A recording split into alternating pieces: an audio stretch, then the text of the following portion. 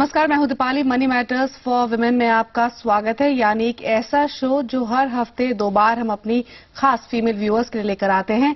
महिलाएं बेहतर home managers तो होती हैं ही, लेकिन वो अपनी फाइनेंसेस को भी बेहतर तरीके से मैनेज कर पाएं, अपनी स्मॉल सेविंग्स को बिग रिटर्न्स में कन्वर्ट कर पाएं। इसी कोशिश में हम अपना प्रोग्राम लेकर आए हैं, जो हमारे एक्सपर्ट्स आपको इन्वेस्टमेंट की सही स्ट्रैटेजी बताते हैं, साथ साथ आपको ये बताते हैं कि आपका जो मौजूदा इन्वेस्टमेंट है वो कैसा है। और आज आपकी सभी क्वेरीज को आंसर करने के लिए हमारे साथ मुंबई स्टूडियो से जुड़ गए हैं पीपीएफएस के vice president Jayant Pai. Jayant ji, welcome to the show. Hi Deepali. और सवाल जवाब के सिलसिले को शुरू करने से पहले आपको इस शो में पार्टिसिपेट करने का तरीका बता देते हैं। अगर आपके पास इन्वेस्टमेंट से जुड़ा कोई भी सवाल है, कोई भी क्वेरी है और हमारे एक्सपर्ट्स की आप राय लेना चाहते हैं, तो एसएमएस कर सकते हैं। शी लिखकर अपना सवाल लिखिए और इसे सेंड कीजिए 57575 पर। इसके अलावा ईमेल कीजिए she@zeenetwork.com पर। ईमेल करते वक्त अपनी कॉन्टैक्ट डिटेल्स आप प्लीज जरूर मेंशन करें। और आगे बढ़ते हैं। पहली कॉलर किरण शर्मा शिमला से हमारे साथ जुड़ गई है। स्वागत है किरण, आपका मनी मैटर्स में। सवाल पूछिए अपना। मैम, मेरा ये क्वेश्चन था कि जो मैंने जेसुद प्लान लिया है आईसीआईसीआई प्रूडेंशियल का, वो प्लान बेटर है बच्चों के लिए? जस्ट इतना ही क्वेश्चन मुझे पूछना है। 18,000 उसका मैं एवरी ईयर देती हूँ। अभी सेकेंड प्रीमियम जाना है। अपने बच्चों के लिए आप इस प्लान में इन्वेस्टमेंट कर रही हैं? हाँ जी, बिल्कुल। ICICI prudential guaranteed saving plan? हाँ जी, गारंटेड सिस्टमैटिक इन्वेस्टमेंट प्लान। जी जयंत जी, ये अपने बच्चों के लिए बेसिकली इस प्लान में इन्वेस्टमेंट कर रही हैं। 18,000 रुपए हर साल ये प्रीमियम पे कर रही है। ऑलरेडी शायद एक प्रीमियम दे चुकी है, सेकंड प्रीमियम अभी ड्यू है। आपकी सलाह ये लेना चाहती हैं कि जो स्ट्रेटेजी यहाँ पर इन्होंने अपनाई है वो कैसी है? प्लान स्पेसिफिकली कैसा है? क्या कुछ फीचर्स है इसके? क्या इसमें इन्वेस्टमेंट जो इन्होंने करना शुरू किया है वो सही है या नहीं?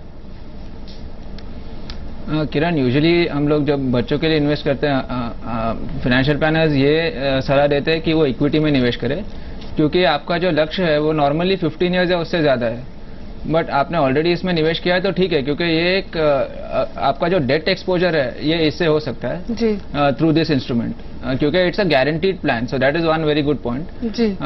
दूसरा, it is a participating plan, so that means you could participate also in the profits of the company. Just one point is that, see आजकल मैंने देखा है कि बहुत एजेंट्स इंश्योरेंस को भी सिस्टमैटिक इन्वेस्टमेंट प्लान का नाम देके बहुत लोग कंफ्यूज होते हैं कि because usually we talk of SIPs in mutual funds. So just don't get confuse, because although it is systematic, क्योंकि हर साल आपको प्रीमियम भरना है, but it is a bit different from the systematic plan of the mutual fund. जी बिल्कुल। दूसरा, मुझे लग रहा है कि आपने ऑलरेडी निवेश कर चुके हैं आप, तो अगर आप प्रीमियम अफोर्ड कर सकते हो तो you should pay it for the entire period. See, this is a type of policy which is either for 15 or 20 years, and the premium payment period is for half that, तो either 7 or 10 years। तो मेरी राय में आपको ये पूरे 7 या 10 साल जो भी आपको प्रीमियम भर के ये पॉलिसी को जारी रखना चाहिए।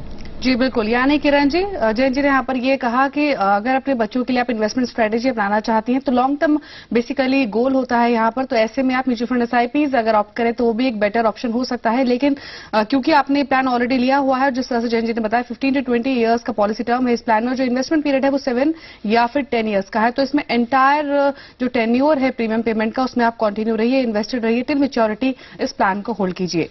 और आगे बढ़ते हैं। गीता शिमला से हमारे साथ जुड़ गई है। स्वागत है गीता मनी मैटर्स में। सवाल पूछिए अपना। मुझे पूछना था RD FD में इसमें से किस किस में इन्वेस्ट करना बेटर रहेगा?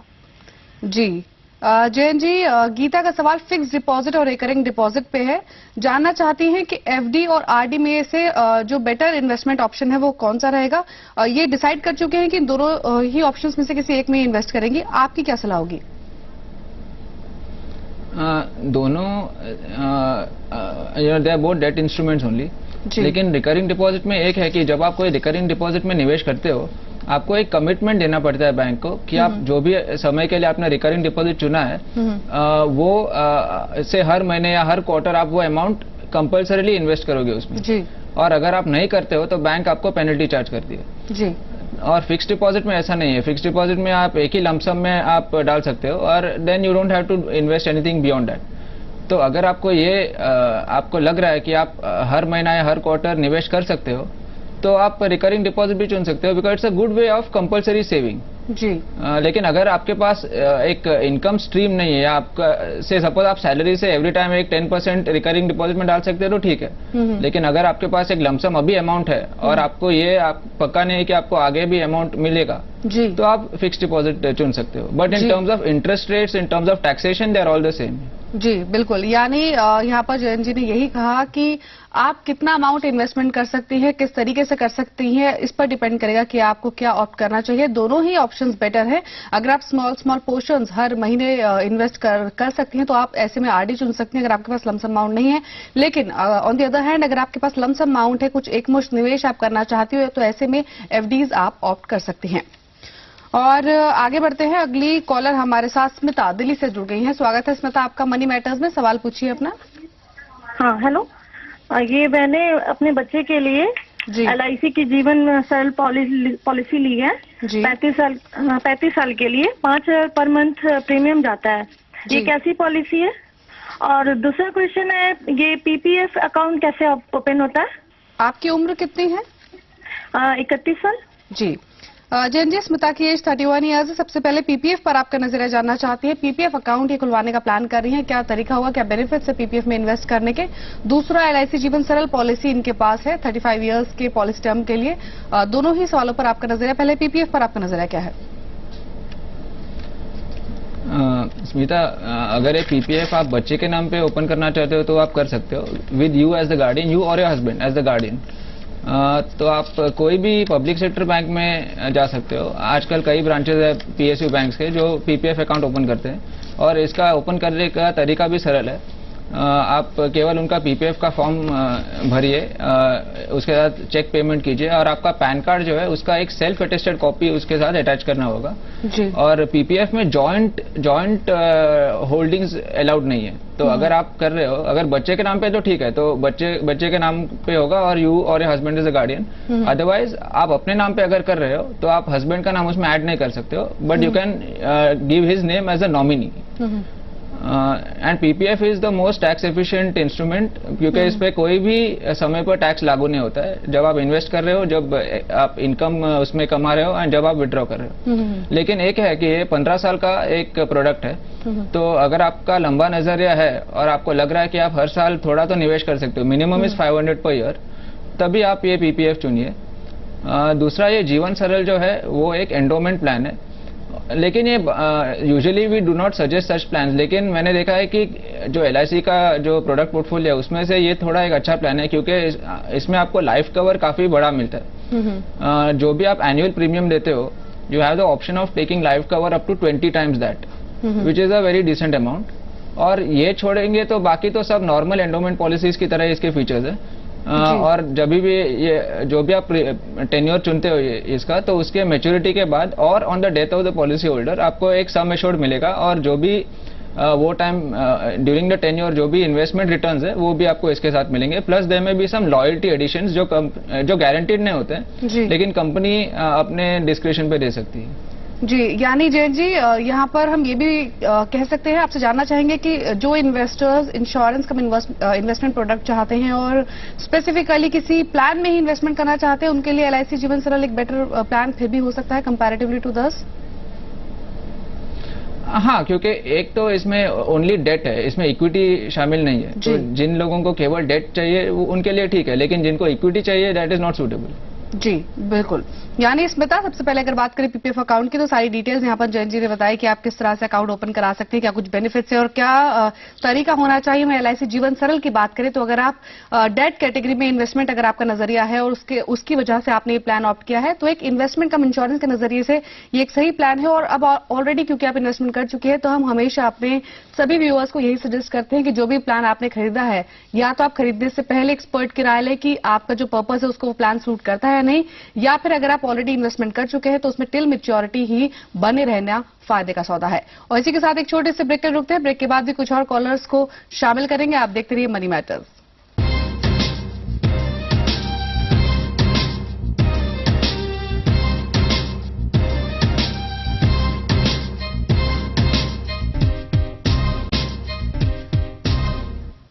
मनी मैटर्स में एक बार फिर ब्रेक के बाद आपका स्वागत है। यानी कि ऐसा शो जो हम खास फीमेल व्यूअर्स के लिए लेकर आए हैं। हाउसवाइफ है या वर्किंग वुमेन है, सभी इस खास शो में पार्टिसिपेट कर सकती है, हमारे एक्सपर्ट्स की राय ले सकती हैं। तो अगर आपके पास भी इन्वेस्टमेंट से जुड़ा कोई भी सवाल है, कोई भी क्वेरी है, तो आप SMS कर सकती हैं।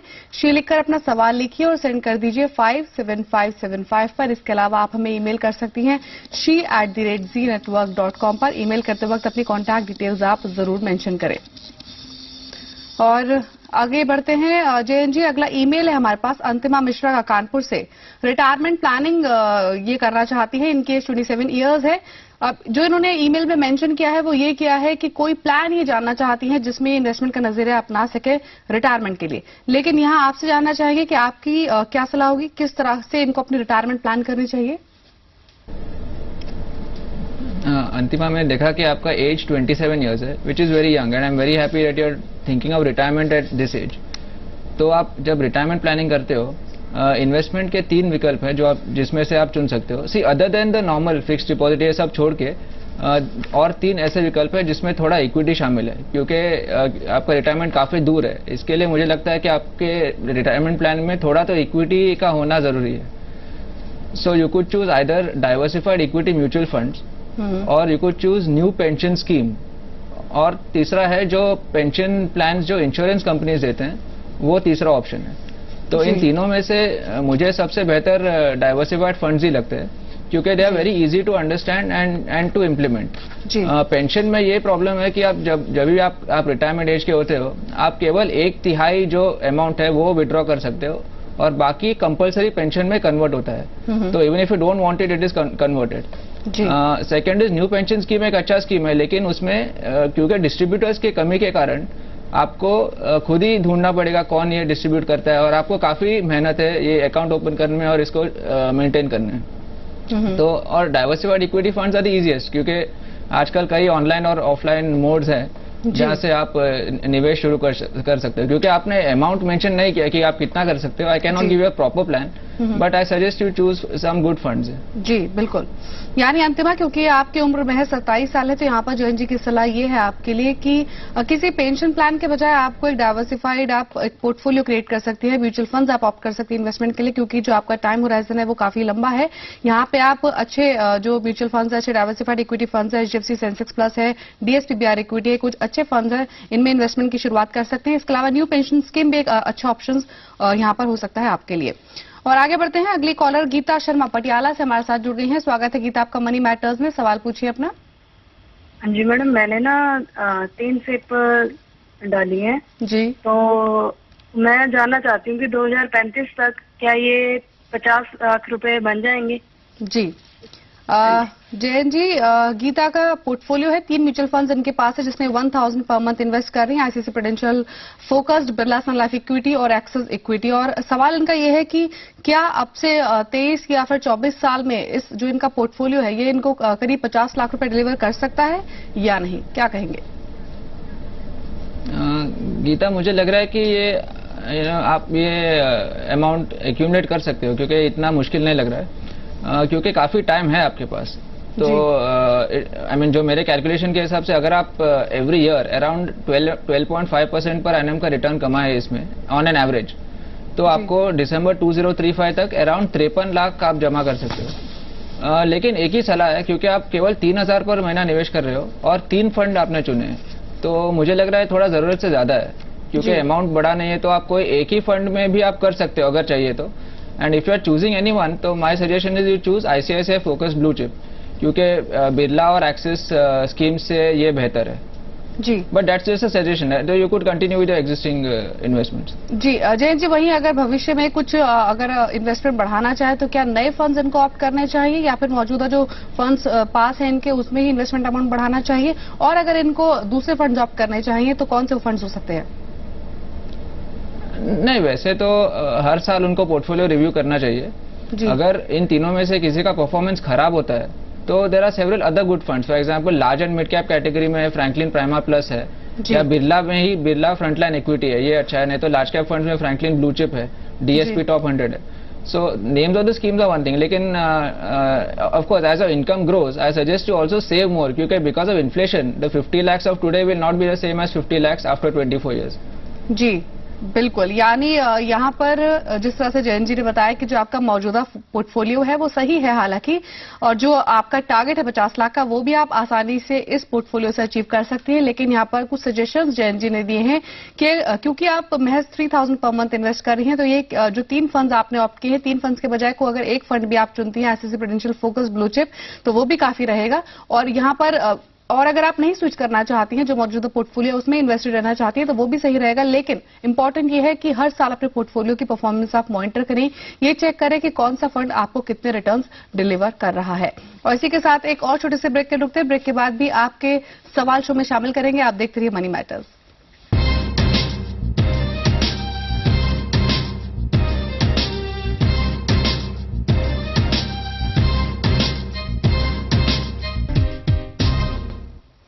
ब्रेक के बाद एक बार फिर आपका स्वागत है और आपके कॉल्स शामिल करने से पहले एक बार फिर इस शो में पार्टिसिपेट करने का तरीका आपको बता देते हैं। अगर आपके पास भी इन्वेस्टमेंट से जुड़ा कोई भी सवाल है और हमारे एक्सपर्ट जयंत भाई से आप सलाह लेना चाहते हैं, उनकी राय लेना चाहती हैं, तो एसएमएस या फिर ईमेल के जरिए शो के साथ जुड़ सकती हैं। एसएमएस करने के लिए शी लिखकर अपना सवाल लिखिए और सेंड कर दीजिए 57575 पर। इसके अलावा आप हमें ईमेल कर सकती हैं she@zenetwork.com पर। और आगे बढ़ते हैं, अगली कॉलर पूर्वा दिल्ली से हमारे साथ जुड़ गई हैं। स्वागत है पूर्वा आपका मनी मैटर्स में, सवाल पूछिए अपना। Yeah, hi. I wanted to check how can I start with investments in virtual gold? Like I am a housewife and long term, short term, how can I go about it? Okay. Jayant ji, Purva virtual gold में investment करना चाहती हैं, जानना चाहती हैं short term या फिर long term, दोनों ही नजरिए ये अपना सकती हैं। क्या कुछ ऑप्शंस अवेलेबल है मार्केट में और कौन सा सबसे बेटर रहेगा इनके लिए इन्वेस्टमेंट के लिए? Purva, it's good that you're looking at virtual gold instead of real gold as investments. Now there are 3 options within this. एक आप गोल्ड ETFs चुन सकते हो, गोल्ड एक्सचेंज ट्रेडेड फंड्स। तो अगर आपके पास कोई ब्रोकर का ट्रेडिंग अकाउंट है तो आप उसके जरिए ही गोल्ड ETFs ले सकते हो। Minimum unit is usually 1 gram, so it's very affordable. Second is, अगर आपके पास ट्रेडिंग अकाउंट नहीं है और आप गोल्ड में SIP करना चाहते हो तो आप गोल्ड म्यूचुअल फंड्स चुन सकते हो। आजकल कई ऐसे म्यूचुअल फंड्स हैं जो ETFs and gold mutual funds दोनों ऑफर करते हैं। फॉर एग्जांपल रिलायंस है, कोटक है, so you could choose any of them because the performance of all of them is nearly same. There is a third option known as e gold, जो national spot exchange offer करता है, लेकिन इसके लिए आपको एक नेशनल स्पॉट एक्सचेंज के member के साथ मेंबर के पास जाके अकाउंट खोलना होगा and plus your existing demat account will not be valid for this. जी, स्पॉट गोल्ड, ये E-गोल्ड का एक एडवांटेज ये था पहले कि आप जब 8 ग्राम्स मिनिमम आप एक्यूमुलेट करते थे, उसके बाद आप फिजिकल डिलीवरी में कन्वर्ट कर सकते थे। जी, लेकिन अभी आज ही मोतीलाल ओसवाल ने एक गोल्ड ETF लॉन्च किया है which gives you the same flexibility through your existing demat account and the minimum is 10 grams, तो बहुत ज्यादा अमाउंट नहीं है। तो आप जब 10 ग्राम्स आप एक्यूमुलेट करते हो, you can convert it to physical gold if you want. जी, so between these 3 options I prefer gold ETFs because they are very flexible and it's very cost efficient. जी, जयंत जी, मोतीलाल ओसवाल का गोल्ड ETF तो आपने recommend किया है, लेकिन इसके अलावा कुछ और गोल्ड ETFs आप रिकमेंड कर सकते हैं, क्योंकि जो तीनों ही ऑप्शंस आपने अपनी मोहर लगाई है वो गोल्ड ETF पे लगाई है, तो कुछ और ऑप्शंस, कुछ और नेम्स गोल्ड ETF कैटेगरी में आप सजेस्ट कर पाए? नहीं, एक्चुअली मोतीलाल का मैं रेकमेंड नहीं कर रहा हूँ, मैं यही कहता हूँ कि इस जो ऑप्शन ये दे रहे हैं डिलीवरी का, वो बाकी ETFs देते नहीं है। In the other ETFs the minimum is 1 kg of gold. जी, लेकिन अगर आपको डिलीवरी नहीं लेना है और केवल डीमैट अकाउंट में ही रखना है तो my suggestions would be Goldman सैक्स गोल्ड ETF और कोटक गोल्ड ETF और Reliance gold ETF। So any of these 3 are good ones. जी, वहीं जयंत जी, जिस तरह से आपने बताया कि तीनों के कंपैरेटिवली गोल्ड ETF एक ज्यादा बेटर हो सकता है, हालांकि बाकी 2 ऑप्शंस भी बेहतर हैं, लेकिन गोल्ड फंड्स भी काफी अट्रैक्टिव इन्वेस्टमेंट टूल के तौर पर उभर रहे हैं अगर हम गोल्ड ETF के साथ कंपेयर करें तो। इस बारे में आप क्या कहेंगे? हाँ, गोल्ड फंड्स उनके लिए अच्छा है जिनके पास ऑलरेडी ट्रेडिंग अकाउंट नहीं है। जी, नहीं तो ये गोल्ड फंड्स क्या करते हैं, आपसे पैसा लेते हैं और उनके ETFs में डालते हैं and for that they charge you an additional amount of 0.75% as fund management fee. Actually वो कोई फंड मैनेज नहीं करते। तो अगर आपके पास ऑलरेडी ब्रोकर का ट्रेडिंग अकाउंट है, so it doesn't make sense to go through the gold mutual fund route. जी, बिल्कुल, यानी पूर्व वर्चुअल गोल्ड में आप इन्वेस्टमेंट करना चाहती हैं तो 3 ऑप्शंस आपके पास अवेलेबल हैं। गोल्ड फंड है, गोल्ड ईटीएफ है या फिर ई गोल्ड है। तीनों ही तरीकों में आप किस तरह से इन्वेस्टमेंट कर सकते हैं वो जयंत जी ने बताया, लेकिन जयंत जी की पर्सनल सलाह यही है कि तीनों के अगर कंपैरिजन करें तो गोल्ड ईटीएफ आप चुन सकते हैं, क्योंकि अगर गोल्ड फंड से कंपेयर करें तो यहाँ पर ये लेस एक्सपेंसिव है। यहाँ पे आपको सेपरेट डीमैट अकाउंट की हालांकि जरूरत पड़ेगी, लेकिन ये भी इन्होंने यहाँ पर बताया कि मोतीलाल ओसवाल ने अपना हाल ही में गोल्ड ईटीएफ शुरू किया है। वहां पर जो आपका एग्जिस्टिंग डीमैट अकाउंट है उसके जरिए ही आप उसमें इन्वेस्टमेंट कर सकती हैं। और बहुत बहुत शुक्रिया जयंत जी आज सभी कॉलर्स की क्वेरीज को आंसर करने के लिए, शो के साथ जुड़ने के लिए। थैंक यू दीपा जी। और इसी के साथ फिलहाल मनी मैटर्स फॉर विमेन में इतना ही। आप देखते रहिए जी बिजनेस, आपका फायदा। नमस्कार।